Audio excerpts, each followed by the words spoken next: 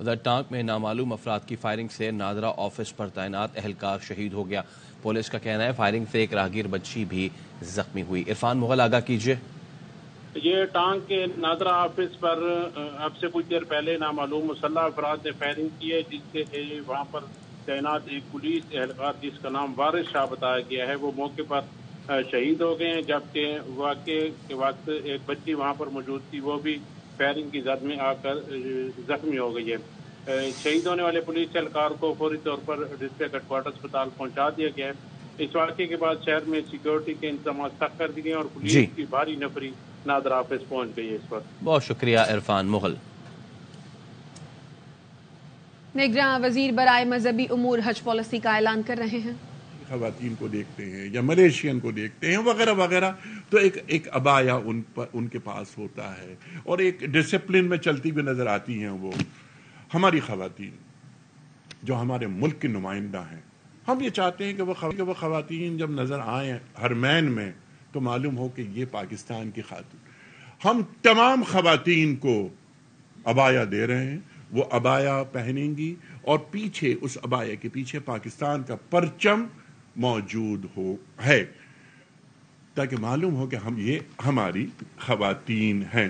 ہم اس کے ساتھ ساتھ جو چھوٹا بیگ ہوتا ہے وہ بھی دے رہے ہیں، احرام بیلٹ بھی دے رہے ہیں، شو پیکج جو ہوتا ہے اس کے وہ بھی دے رہے ہیں.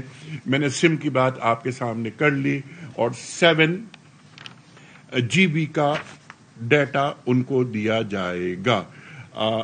میں نے آپ کی خدمت میں یہ عرض کر دی کہ 11,75,000 کا جو پیکج ہے وہ کر دیا گیا ہے 10,75,000. باقی جو کچھ چیزیں ہیں اس میں آپ کو بتاؤں کہ ہم نے ایک شارٹ حج جو پہلے کبھی نہیں ہوا، بعض لوگ ہمارے پاس بہت مصروف ہوتے ہیں، وہ جلد واپس آنا چاہتے ہیں، تو ہم یہ چاہتے ہیں کہ ان کو ایک شارٹ پیکج دیں. شارٹ پیکج انہیں دیا جا رہا ہے، وہ 20-21 دن میں انشاءاللہ وہ حج کر کے واپس آ جائیں گے. ہمارے پاس جو ٹوٹل جو کوٹا سعودی گورنمنٹ نے ہمیں دیا وہ ہے 1,79,210 1,79,210. 50-50 کوٹا ہوتا ہے، NGOs کو 50%، ہمارے پاس 50%. ہم نے اسپانسرشپ پر کچھ سیٹیں الوکیٹ کی ہیں کیونکہ ہمیں ڈالرز چاہیے، پاکستان کو ڈالرز چاہیے. تو اراؤنڈ $3,800 پر حاجی. وہ لوگ جو باہر بیٹھے ہوئے ہیں وہ اپنے پاکستان میں جو لوکل ان کے عزیز ہیں، والد والدہ چچا تایا خالہ پھوپھی کو حج کرانا چاہتے ہیں تو وہ حج کرائیں گے، ڈالرز وہاں سے بھیجیں گے. بیلٹنگ ان کی نہیں ہوگی. جو اسپانسر کر رہا ہے ڈالرز میں 100% وہ الحمدللہ اور انشاءاللہ حج پر جائے گا. ہم نے بلیٹن میں اب دیگر خبریں شامل کرتے ہیں. عوام کو مہنگائی اور غربت سے نجات دلانا ہماری ذمہ داری اور فرض ہے. لوگ ترقی، تعلیم اور صحت مانگتے ہیں. مسلم لیگ نون کے قائد نواز شریف کا Lahore chamber of commerce and industry کے عہدیداروں سے خطاب. کہا یہ ان کا حق ہے اور یہ سہولتیں فراہم کرنا ریاست کی ذمہ داری. 2013 سے 17 تک پاکستان دنیا کی 24ویں معیشت بن چکا تھا. ہم نے 4 سال ڈالر کو 104 پر باندھ کر رکھا. ہمارے دور کی ترقی پالیسی جاری رہتی تو ڈالر آج 40 یا 50 روپے کا ہوتا. 1998 میں ایٹمی دھماکے کیے تو اسلامی ممالک پاکستان کو اپنا رکھوالا سمجھنے لگے تھے. آج یہ حالت ہو گئی کہ 1 ارب ڈالرز کے لیے محتاج ہو گئے ہیں. یہ کلہاڑی ہم نے خود اپنے پیروں پر ماری ہے. یہ برے حالات ہمارے اپنے فیصلوں کی وجہ سے ہوئے. ہم نے خود پارلیمنٹ اور وزرائے اعظم کے ساتھ زیادتیاں کی. پھر ملک کس کے حوالے کر دیا گیا؟ روپیہ، معیشت اور سب نظام تباہی کا شکار ہو گیا. پنجاب اسمبلی میں بھرتیوں کا case. Judicial magistrate Lahore Imran Abid نے پرویز الہی کے جوڈیشل ریمانڈ میں 14 روز کی توسیع کر دی ہے. مزید کیا تفصیلات ہیں عابد خان سے جانتے ہیں. عابد آگاہ کیجیے گا. جی بالکل جی، آج پنجاب اسمبلی میں غیر قانونی بھرتیاں کیس میں چودھری پرویز الہی کو جو ہے وہ جوڈیشل مجسٹریٹ عمران عابد کی عدالت میں پیش کیا گیا۔ تفتیشی افسر کی جانب سے عدالت سے سزا کی گئی کہ چودھری پرویز الہی کی جوڈیشل ریمانڈ میں سزا جو ہے وہ توسیع کی جائے، جسے عدالت نے منظور کر لیا، اور مزید 14 روز کا جو ہے وہ جوڈیشل ریمانڈ میں عدالت نے توسیع کرتے ہوئے حکم دیا ہے کہ 30 نومبر کو اب چودھری پرویز الہی کو دوبارہ عدالت کے روبرو پیش کیا جائے۔ چودھری پرویز الہی کی جانب سے عدالت میں وکلا کے ساتھ اور خاندان کے ساتھ ملنے کی جو ہے ملاقات کی اجازت کی درخواست دی گئی، جسے عدالت نے منظور کر لیا۔ اب چودھری پرویز الہی جو ہے انہیں جوڈیشل ریمانڈ میں توسیع کے بعد اسپیشل جج سینٹرل کی عدالت میں پیش کیا گیا ہے، جہاں ان کے خلاف منی لانڈرنگ اور مشکوک ٹرانزیکشن کے حوالے سے کیس کی سماعت ہوگی۔ اسپیشل جج سینٹرل تھوڑی دیر میں اس کیس کی سماعت شروع کریں گے۔ جی اپڈیٹ کرنے کے لیے شکریہ عابد خان۔ عدالتی حکم کے باوجود پرویز الہی کی گرفتاری پر لاہور ہائی کورٹ میں توہین عدالت کیس۔ عدالت نے آئی جی اور کمشنر اسلام آباد کو آئندہ سماعت پر ہر صورت پیش ہونے کا حکم دے دیا۔ عدالت نے کہا ہمارے صوبے میں انہوں نے جرم کیا، وہ اسلام آباد کیسے پیش ہو سکتے ہیں؟ تمام توہین عدالت کی درخواستیں یکجا کی جائیں۔ عدالتی حکم کے باوجود پیش نہ ہونا بھی توہین عدالت ہے۔ کیا ان افسران نے صرف اسلام آباد کی عدالتوں میں پیش ہونا ہے؟ اگر اس عدالت میں پیش نہیں ہونا تو یہ عدالتیں بند کر دیں۔ کیا کل کو سندھ کی عدالت بلائے گی تو پنجاب کے افسران پیش نہیں ہوں گے؟ بشرا بی بی کا چیف جسٹس اسلام آباد ہائی کورٹ عامر فاروق پر عدم اعتماد کا اظہار۔ چیئرمین پی ٹی آئی سے علیحدگی میں ملاقات کی درخواست کسی اور بینچ کے سامنے مقرر کرنے کی استدعا کر دی۔ وکیل نے کہا ہمارے جتنے بھی کیسز ہیں آپ کے روبرو مقرر ہوئے، ان میں ایک طرح کے فیصلے آ رہے ہیں۔ ہمارے جو مقدمات اس بینچ میں ہیں انہیں کسی اور بینچ میں منتقل کیا جائے۔ چیف جسٹس عامر فاروق نے کہا آپ بالکل نامناسب بات کر رہے ہیں، ایسے نہ کریں، چلیں پھر اس کو دیکھ لیتے ہیں۔ بشرا بی بی کی استدعا پر عدالت نے بار کاؤنسلز کو نوٹسز جاری کر دیا ہے۔ اسلام آباد ہائی کورٹ کے جسٹس طارق محمود جہانگیری نے شیخ رشید کی موج کو لسبیلا میں مقدمات کے خلاف درخواست پر سماعت کی۔ عدالت نے کہا شیخ صاحب چلے سے ابھی آپ کی جان نہیں چھوٹتی، سندھ میں بھی آپ پر 780 لگ گئی ہے۔ ڈی ایس پی کلفٹن نے کہا اندراج کے وقت شاید سیاسی معاملہ تھا، میرے حساب سے تو یہ ایف آئی آر نہیں بنتی، میرے پاس یہ کیس ہوتا تو ایف آئی آر خارج ہو چکی ہوتی، میرا تبادلہ ہو چکا ہے، آئندہ سماعت پر شاید کوئی اور افسر پیش ہو۔ اسسٹنٹ اٹارنی جنرل نے کہا ان کا بیان نہ لکھیں، یہ تو ویسے ہی ایمانداری سے بات بتا رہے ہیں۔ جسٹس طارق جہانگیری نے کہا آپ کا بیان ہم کارروائی کا حصہ نہیں بنا رہے، یہ نہ ہو آپ کی نوکری چلی جائے۔ عدالت نے شیخ رشید کی گرفتاری روکنے کے حکم میں جنوری تک توسیع کر دی۔ ایس ایس پی انویسٹیگیشن کی ماڑی کو نوٹس جاری کرتے ہوئے آئندہ سماعت پر ذاتی حیثیت میں طلب کر لیا۔ استفسار کیا کہ ایس ایس پی کی ماڑی بتائیں عدالتی حکم کے باوجود مقدمے کیسے کیے گئے؟ عدالت نے لسبیلا مقدمے کے مدعی کے ناقابل ضمانت وارنٹ گرفتاری بھی جاری کر دیے۔ ایسا دکھائی دیتا ہے میں ملک میں دوسرے نمبر کا دہشت گرد ہوں۔ اسلام آباد ہائی کورٹ کے احاطے میں گفتگو کرتے ہوئے شیخ رشید کا کہنا تھا اگر مجھے جیل سے ہی دونوں نشستوں پر انتخاب لڑنا ہے تو شنیل کی لال رضائی اور تکیے لے لیے ہیں۔ انوکھے لاڈلے کو کہنا چاہتا ہوں فیصلہ آسمانوں پر ہونا ہے۔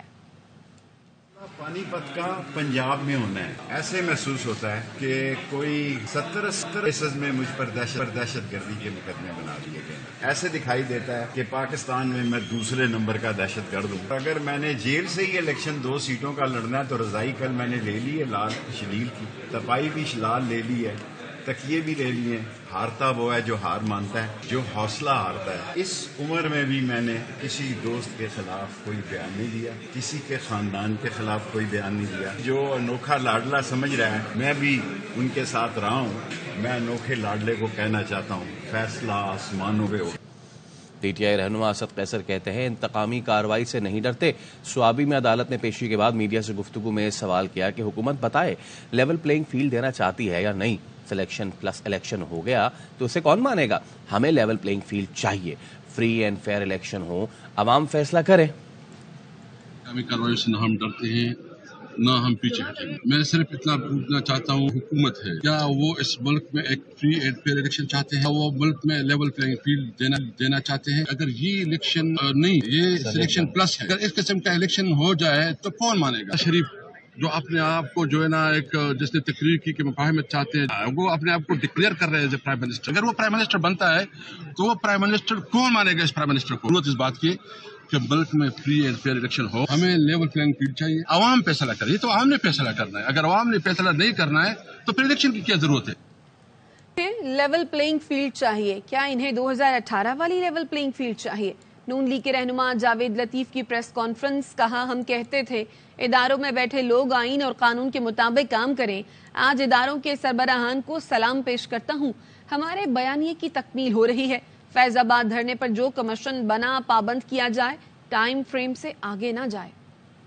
وہ کہتے ہیں لیول پلینگ فیلڈ ہونی چاہیے، کیا پلینگ فیلڈ ان کو 2018 کی طرح چاہیے؟ سلام کرتا ہوں آج اداروں کے ان سربراہان کو جن کے ہوتے ہوئے جو ہمارا بیانیہ تھا اس بیانیے کی تکمیل ہونے جا رہی ہے یا ہو رہی ہے۔ ہمارا بیانیہ یہ تھا پاکستان کے اندر کوئی شخص قانون سے بالا نہیں ہونا چاہیے۔ جو فیض آباد دھرنے پہ کمیشن بنا ہے اور جتنا اس کو اختیار دیا گیا ہے پابند کیا جائے کہ وہ ٹائم فریم سے آگے نہ جائیں تاکہ انتخابات جو ہیں وہ صاف شفاف ہو سکیں۔ جو لوگ ہمیں یہ بھاشن دے رہے ہیں کہ جناب اکا دکا سیٹوں کے لیے آپ مارے بلوچستان پھر رہے ہیں، اکا دکا سیٹوں سے کہیں زیادہ بلوچستان کی وہ علاقائی گروپ جو ہیں ان کو نیشنل دھارے میں شامل کرنا مقصود ہے۔ ضمنی انتخابات میں بھی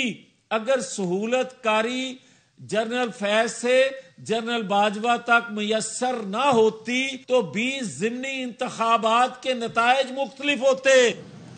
پیپلز پارٹی کے چیئرمین بلاول زرداری آج ایبٹ آباد میں ورکرز کنونشن سے خطاب کریں گے۔ مزید جانتے ہیں ظفر اقبال سے۔ آباد کے پولیس لائن کالونی سے متصل گراؤنڈ میں موجود ہیں جہاں پر پاکستان پیپلز پارٹی کا ورکر کنونشن ہو رہا ہے اور پاکستان پیپلز پارٹی کے چیئرمین بلاول بھٹو زرداری آج اس ورکر کنونشن سے خیبر پختونخوا کے دوروں کا آغاز کرنے جا رہے ہیں۔ کارکنوں کی آمد کا سلسلہ ابھی سے شروع ہو چکا ہے جس میں مرد اور خواتین کارکنوں کی بڑی تعداد اس وقت جلسہ گاہ میں موجود ہے۔ بلاول بھٹو زرداری تقریباً 2 بجے یہاں پر پہنچیں گے اور اس ورکر کنونشن سے خطاب کریں گے۔ اس سلسلے میں کل وہ خیبر پختونخوا کے ضلع مردان میں ورکر کنونشن سے خطاب کریں گے اور اس کے بعد پرسوں پشاور اور اس کے بعد نوشہرہ میں ورکر کنونشن ہوگا۔ واپس آئیں گے اس بریک کے بعد، ہمارے ساتھ رہیے۔ Welcome back. Pakistan stock market میں زبردست تیزی، بینچ مارک 100 انڈیکس پہلی بار 57,000 کی حد عبور کر گیا۔ انڈیکس 420 پوائنٹس اضافے کے ساتھ تاریخ کی بلند ترین سطح 57,100 پوائنٹس پر ٹریڈ کر رہا ہے۔ 1 اکتوبر سے اب تک 100 انڈیکس میں 5,000 سے زائد پوائنٹس کا اضافہ ہو چکا ہے۔ IMF معاہدہ، ملک کے معاشی حالات میں بہتری کی وجہ سے سٹاک مارکیٹ کے سرمایہ کاروں میں اعتماد دیکھا جا رہا ہے۔ ماہر معاشیات خرم شہزاد کا کہنا ہے IMF سے قرض کی منظوری کے بعد روپے کی قدر میں بہتری دیکھی جا رہی ہے۔ اس وقت ہمیں اپنے اخراجات اور قرض میں کمی کے وعدوں کو پورا کرنا ہے۔ شرح سود میں کمی ہونے کا امکان بڑھ رہا ہے جس کے بعد معاشی حالات مزید بہتر ہوں گے۔ تھوڑا سا اسٹیبلائز ہوا، نیچے آیا کافی زیادہ ڈالر اور روپیہ اب جو ہے دوبارہ سے اس کا امپیکٹ یہ ہو سکتا ہے کہ جیسے ہی $700 ملین، پہلے میں بتا دوں $700 ملین دسمبر میں آئے۔ یہ جو گیپ ہے فائنینسنگ گیپ، یہ آف کورس ایک بڑا مسئلہ ہے کیونکہ آپ نے یہ دیکھا ہوگا کہ IMF نے UAE سے بھی بات کی، UAE نے انہیں ری ایشور کیا کہ ہماری جو کمٹمنٹ ہم پوری کریں گے، یہ بڑی بات ہے۔ اور ساتھ ساتھ سعودی عربیہ بھی آپ کو پتا ہے اس نے بھی $2 ارب دیے تھے جب IMF کا معاہدہ ہوا تھا اور اس نے اپنی کمٹمنٹ پوری کی تھی۔ اب ہمیں اپنی کمٹمنٹ پوری کرنی ہے کہ اپنے خرچے کم کرنے ہیں، اپنے قرضے کم کرنے ہیں۔ شرح سود کے نیچے آنے کے چانسز بن رہے ہیں جس سے اکنامک ایکٹیویٹی، انویسٹمنٹ اور آہستہ آہستہ گروتھ اور پھر امپلائمنٹ، یہ سب چیزیں ہوتی ہیں۔ تو کائبور جو کہ جس پہ لینڈنگ بارونگ ہوتی ہے وہ نیچے آ چکا ہے 2 سے 3%۔ IMF کی جانب سے $700 ملین کی منظوری کے بعد روپے کی قدر میں بھی بہتری آنے لگی۔ انٹر بینک میں ڈالر $2.14 سستا ہو کر $286 پر ٹریڈ کر رہا ہے۔ بینکس کی جانب سے درآمد کنندگان کو LCs کھولنے کے لیے $287 پر فروخت کیا جا رہا ہے۔ فوریکس ڈیلرز کے مطابق اوپن مارکیٹ میں ڈالر $1.5 سستا ہو کر $287.50 پر فروخت کیا جا رہا ہے۔ نگراں وزیر اعظم انوار الحق کاکڑ کی زیر صدارت خصوصی سرمایہ کاری سہولت کونسل کی اپیکس کمیٹی کا اجلاس جاری ہے۔ تفصیلات کیا ہیں اظہر فاروق سے جانتے ہیں۔ اظہر بتائیے۔ جی، یہ اہم ترین اجلاس ہے جس کی صدارت نگراں وزیر اعظم انوار الحق کاکڑ کر رہے ہیں۔ آرمی چیف سمیت تو صوبائی وزرائے اعلیٰ اور کونسل کے جو دیگر ارکان ہیں وہ بھی اس اجلاس میں شریک ہیں۔ اس اجلاس کو تفصیلی طور پر بریف کیا جا رہا ہے۔ خلیجی ممالک کے ساتھ پاکستان کی جو سرمایہ کاری سے متعلق پیش رفت ہوئی ہے، بالخصوص سعودی عرب، UAE اور دیگر ممالک کے ساتھ اس حوالے سے بریف کیا جائے گا۔ اس کے ساتھ ساتھ مختلف جو انتظامی کمیٹیاں تشکیل دی گئی تھیں، ان کمیٹیوں کی اب تک کی جو رپورٹس ہیں، پیش رفت ہے، اس کا بھی جائزہ لیا جائے گا اور ان کی اپروول بھی آج کے اس اجلاس میں دی جائے گی۔ اس کے ساتھ ساتھ پاکستان کی جو معاشی صورتحال ہے اس کا تفصیلی طور پر جائزہ لیا جائے گا اور اسمگلنگ کی روک تھام کے حوالے سے جو اقدامات اٹھائے گئے ہیں یا مزید جو اقدامات اٹھائے جانے ہیں اس پر بھی اس اجلاس کو تفصیلی طور پر بریف کیا جا رہا ہے۔ شکریہ اظہر فاروق۔ تیل اور گیس کی غیر ملکی سرمایہ کاری کے حوالے سے اہم پیش رفت ماڑی پیٹرولیم اور Kuwait foreign petroleum exploration company میں MOU طے پا گیا۔ اس حوالے سے جاری اعلامیے میں کہا گیا ہے کہ Kuwait foreign petroleum exploration company Pakistan میں سرمایہ کاری کرے گی۔ دونوں کمپنیز میں اسٹریٹجک تعلقات، تکنیکی صلاحیتوں، انفارمیشن شیئرنگ بہتر بنانے پر اتفاق کیا گیا۔ ماڑی پیٹرولیم نے کہا دونوں کمپنیاں پاکستان سمیت دنیا بھر میں منتخب بلاکس پہ مل کر کام کریں گی اور منتخب کردہ ممالک میں تیل اور گیس کی تلاش کے لیے مشترکہ اسٹڈیز کرائیں گی۔ لاہور ڈیفنس فیز 7 میں ٹریفک حادثے میں 6 افراد کی موت کی تحقیقات میں مزید حقائق سامنے آ گئے۔ کم عمر ڈرائیور افنان متاثرہ گاڑی میں سوار خواتین کو ہراساں کر رہا تھا۔ 160 کی رفتار سے گاڑی کو ٹکر ماری۔ متاثرہ کار سڑک کی دوسری جانب جا گری۔ ملزم نے جرم کو حادثے کا رنگ دینے کی کوشش کی۔ اور کراچی میں گزشتہ روز سچل اسکیم 33 میں بایو میکینیکل انجینئر سہیب ناصر کے قتل کی تحقیقات میں پیش رفت نہیں ہو سکی۔ علاقہ مکینوں اور رشتہ داروں کا کہنا ہے کہ مقتول کی کسی سے کوئی دشمنی نہیں تھی۔ پولیس نے قتل کی دفعات کے تحت واقعے کا مقدمہ درج کر لیا ہے۔ نذیر شاہ بتائیے۔ گزشتہ روز اسکیم 33 میں سہیب ناصر جو کہ بایو میکینیکل انجینئر ہے اس کا قتل ہوا تھا، جس کے بعد بلاک آئی نور نظمات میں اس وقت ان کے گھر کے باہر جو عزیز و اقارب و رشتہ دار ہیں ان کی آمد کا سلسلہ جاری ہے۔ سچل تھانے میں اس واقعے کا مقدمہ قتل کی دفعہ 302 کے تحت درج کیا گیا، جس میں بتایا گیا کہ نامعلوم شخص یا دیگر ملزمان کی جانب سے سر پر گولی مار کر قتل کیا گیا، جس کے بعد پولیس نے مقدمہ درج کر تفتیش شروع کر دی۔ جب ان کے والد اور دیگر کہنا ہے کہ سہیب کی کسی سے کوئی دشمنی نہیں تھی اور وہ ایک جگہ سے چیک لے کر دوسری جگہ جمع کرنے جا رہا تھا۔ اب ان کو کچھ اسٹیٹس نہیں پتا۔ مقتول کے پاس جو 2 موبائل تھے رات گئے وہ بھی پولیس کو مل گئے تھے، جس کے بعد پولیس کا یہ کہنا ہے کہ اس معاملے پر مزید تفتیش کی جا رہی ہے۔ کراچی میں خونی ڈمپرز کا قانون روندنا اور شہریوں کو کچلنا معمول بن چکا ہے، مگر کوئی نوٹس لینے والا نہیں۔ منگل کو media worker Imran Siddiqui dumper حادثے میں جان سے چلے گئے، جو اپنے گھر کے واحد کفیل تھے۔ Welcome back. ورلڈ کپ میں قومی ٹیم کی بدترین کارکردگی، پاکستان کرکٹ کی تمام بڑی وکٹیں گر گئیں، کپتان، کوچ، سلیکٹر سب تبدیل ہو گئے۔ بابر اعظم نے تینوں فارمیٹس کی کپتانی چھوڑ دی۔ ہر لمحہ پرجوش میں کرکٹ ورلڈ کپ کا جوش برقرار۔ سابق کرکٹرز نے نیوزی لینڈ کے خلاف بھارت کی جیت پر تجزیہ کیا کہ کسی بھی ٹیم کے لیے مشکل ہوگا کہ وہ انڈیا کو شکست دے۔ ان کے 11 کے 11 کھلاڑی میچ ونرز ہیں۔ بابر اعظم کی کپتانی چھوڑنے کے فیصلے کو باسط علی نے زبردست فیصلہ قرار دیا۔ بولیں کہ نیوزی لینڈ نے فائٹ نہیں دی تو یہ غلط زیادتی ہوگی، صحیح، انہوں نے بھی بہت زبردست فائٹ کری ہے۔ انڈیا کی بات کری، وہ 11 کے 11 جو ہے نا میچ ونر ہے۔ انڈیا ٹیم کے آگے میں نے کہا تھا کہ بہت مشکل ہے کوئی ٹیم جیت سکے۔ انڈین کنٹری کے لیے ان کو مبارکباد، کوہلی کو، لڑکے نے آ کے الگ ہی دنیا سے آ کے 13-14 سالوں میں سارے ریکارڈ اس نے اپنے نام کر لیے۔ مشکل ہوگا کسی بھی ٹیم کے لیے انڈیا کو ہرانے کے لیے، ٹوٹل بہت بڑا تھا۔ Otherwise New Zealand hats off to them the way they batted. Babar Azam کے لیے جو اس نے اسٹیپ ڈاؤن کرا ہے بہت زبردست فیصلہ ہے، لیکن یہ 2-3 مہینے کے بعد یہ ڈیسیژن کو وہ کہے گا کہ بڑا اچھا رہا میرے لیے اور پاکستان کی کرکٹ کے لیے۔ ایگری ود بولتے ہیں کہ بابر کے لیے بہت اچھا ہے۔ شان مسعود کا ڈیسیژن بہت بہترین ہے۔ آئی تھنک کہ ہی ہیز ایکسپیرینس، کپتانی کی ہوئی ہے۔ شان مسعود اس لیے چوائس ہے کہ وہ کسی گروپ کا بندہ نہیں، بیسٹ چوائس ہے۔ جہاں تک بات ہے شاہین آفریدی کی، یعنی وہ فٹ رہتا بھی ہے، یعنی آپ لوگ کی بھرپور تالیوں میں ہمارے ساتھ موجود ہے شور کرے تو اڑ جاتی ہے۔ نیوز بلیٹن سے فی الوقت اتنا ہی۔ دیکھتے رہیے ARY نیوز۔